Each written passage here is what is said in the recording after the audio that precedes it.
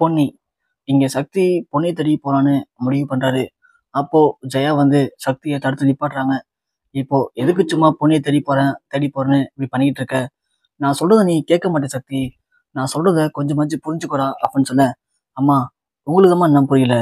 பொன்னி இந்த அளவுக்கு நம்ம குடும்பத்து மேல எவ்வளோ அன்பும் பாசமும் வச்சிருக்கான்னு சொல்லியும் கூட நீங்க இன்னமும் பொன்னிய புரிஞ்சுக்காம பொன்னி மேல நீங்க உங்களுடைய வன்மத்தை காட்டுறது ரொம்ப தப்புமா. அதை நினைக்கும் போது எனக்கு ரொம்ப கஷ்டமா இருக்கு. வேண்டாமா, எனக்கு தெரியும் என்ன பண்ணணும்னு சொல்லிட்டு. என்னை இதுக்கு மேலே நீங்க பிடிச்சி வைக்கணும்னு நினைக்காதீங்க, விட்டுருங்க, வேணாம் அப்படின்னு சக்தி கிளம்புறாரு. அப்போ யாருமே எதிர்பார்க்கல, முத்தையா திடீர்னு உள்ள என்ட்ரி ஆகுறாரு. முத்தையா பார்த்த ஒட்டுமொத்த குடும்பமும் செம அதிர்ச்சியா வராங்க. முத்தையா வந்து உள்ள வந்ததும், என்ன மாப்பிள்ள நல்லா இருக்கீங்களா, எங்க என் பொண்ணு பொன்னி அப்படின்னு கேட்க, இங்க சக்தி ஒண்ணு, மாமா அது வந்து எங்க மாப்பிள்ள என்னாச்சு? இல்ல மாமா, ஒரு வேலையா வெளியே போயிருக்கா. ஓ, வெளியே போயிருக்காளா? சரி சரி, தனியாவா போயிருக்கா என் பொண்ணு? ஆமா மாமா, தனியா தான் போயிருக்கா. அவளுக்கு தைரியம் அதிகங்க. அவ எங்க விட்டாலும் சரி எல்லாத்தையும் சமாளிச்சிருவா. அந்த அளவுக்கு ரொம்ப தைரியமான பொண்ணு. அப்படிதான் நான் அவளை வளர்த்துருக்கேன் அப்படின்னு முத்தியா சொல்ல, சந்திரசேகரும் ஆமாமா ஆமா ஆமா, அவ ரொம்ப தைரியமான பொண்ணுதான், எல்லாருமே நல்லா இருக்கும்னு நினைக்கக்கூடிய நல்ல பொண்ணும் கூட அப்படின்னு சொல்ல, இங்க முத்தியா ஒண்ணு பேசிட்டு இருக்காங்க. சக்தி ஒண்ணு, அப்பா மாமா அழைச்சிட்டு போயிட்டு மேல குளிக்க வைங்க, சாப்பிட சொல்லுங்க, நான் கொஞ்சம் வெளியே போயிட்டு வந்துடுறேன் அப்படின்னு சொல்ல, இல்ல மாப்பிள்ள, பொன்னி வந்தானா பார்த்துட்டு நான் கிளம்புறேன். ஊர்ல ஜோடி அதிகமா இருக்கு. என்னமாம்மா வந்த உடனே போன்னு சொல்றீங்க? அதெல்லாம் நீங்க ஒன்றும் போக வேணாம், இருங்க, இங்கேயே இருந்து 2 நாள் கழிச்சு நீங்க போகலாம் அப்படின்னு இங்க சக்தி சொல்லிட்டு அங்கேருந்து கிளம்பிடாரு. இப்போ பொன்னியை மட்டும் நாம கண்டுபிடிச்சி வீட்டுக்கு கூட்டிட்டு வரல அப்படின்னா வீட்டுல தேவையில்லாத பிரச்சனை பெருசாகும். ஏன்னா இப்போ முத்தையா மாமாரும் வந்திருக்காரு. அவருக்கு மட்டும் இங்க பொன்னிக்கு நடந்த விஷயம்லாம் தெரிஞ்சதுன்னா பிரச்சனை ரொம்ப பெருசா போகும். நாம அதுக்குள்ள சீக்கிரமே பொன்னியை கண்டுபிடிச்சாகணும். ஆனா பொன்னிய எங்க தெரியும் கிடைக்கவே இல்லை. எனக்கு என்னமோ பொன்னி எங்க இருப்பா, பொன்னி அந்த பார்லர்மா வீட்டுல இருக்க வாய்ப்பு இருக்குமோ அப்படின்னு இங்க சக்தி யோசிக்கிறாரு. சரி, நாம ஏன் பார்லர் போகக்கூடாது, பார்லர் போய் பார்க்கலாம் ஒரு வாட்டி அப்படின்னு இங்க சக்தியும் பார்லருக்கு போறாங்க.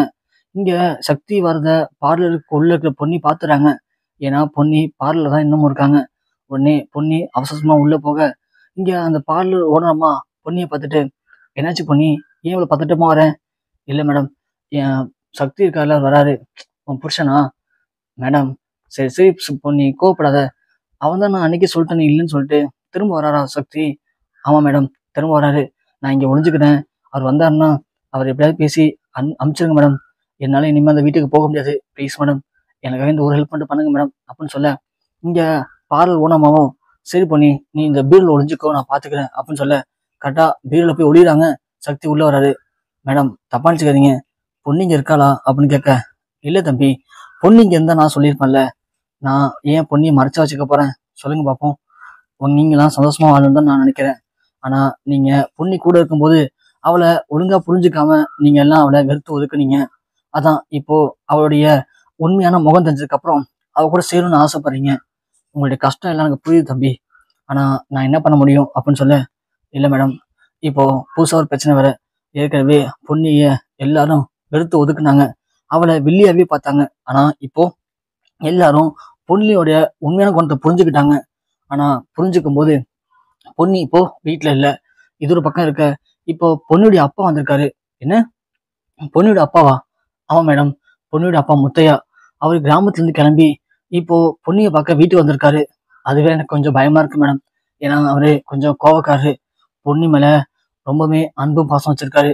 பொன்னிக்கு மட்டும் இந்த வீட்டுல இப்படி கஷ்டம் நடந்துச்சு, பொன்னி வீட்டை விட்டு வெளியே போயிட்டா, அவ எங்க போனான்னு தெரியல அப்படிங்கிற உண்மை மட்டும் தெரிஞ்சதுன்னா கண்டிப்பா வீட்டையே உண்டு ஆக்கிடுவாரு. எனக்கு அது வேற பயமா இருக்கு மேடம். அதான் பொன்னி இருந்தா பாட்டு வந்தேன் அப்படின்னு சொல்ல, இங்க பார்லர் ஓனாமாவும் இல்ல சக்தி, கண்டிப்பா பொன்னி எனக்கு கால் பண்ணாலோ இல்ல பொன்னியை நான் பார்த்தாலோ உங்கள்கிட்ட பேச சொல்றேன், வீட்டுக்கு நான் வர சொல்றேன் அப்படின்னு நீங்க சொல்லும் போதே பொன்னி டக்குன்னு வெளியே வந்துடுறாங்க. என்ன சக்தி சொல்றீங்க, உண்மையாவா?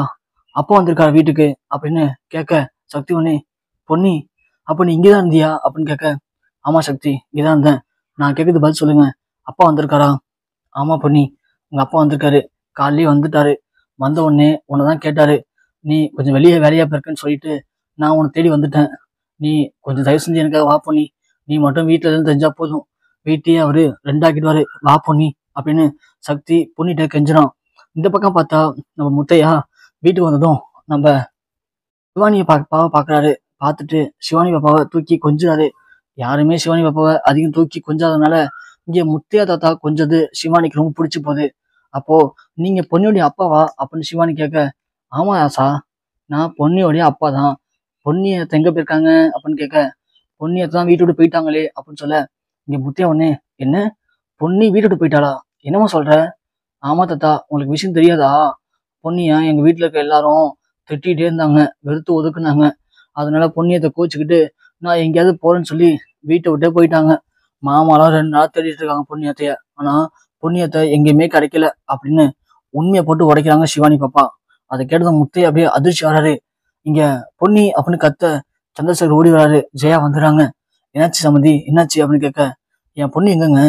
என் பொண்ணிய எல்லாரும் கஷ்டப்படுத்தி திட்டி இந்த வீட்டோட அனுப்பி விட்டுட்டீங்களா? எப்படி உங்களுக்கு மனசு வந்துச்சு இந்த மாதிரி விஷயம் செய்யறதுக்கு?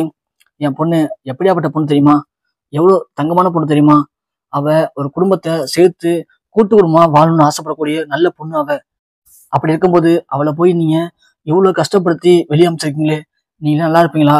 உங்களுக்கு எல்லாம் மனசாட்சியே இல்லையா அப்படின்னு முத்தைய கேட்க, ஜெயா ஒண்ணு, போதும் நிப்பாட்டுங்க. உங்க பொண்ணு ஒன்றும் சாதாரண ஆள் கிடையாது. எவ்வளவு வேலை பார்த்துருக்கா தெரியுமா? அதெல்லாம் மனசு வச்சுட்டு தான் நாங்க அவளை திட்டினோம். அதுக்காக அவளும் கோச்சிட்டு போயிட்டா. அதுக்கு நாங்க என்ன பண்ண முடியும் அப்படின்னு கேட்க, என்ன ஜெயா, என்ன பேசுற நீ? என் பொண்ணு தப்பான பொண்ணா?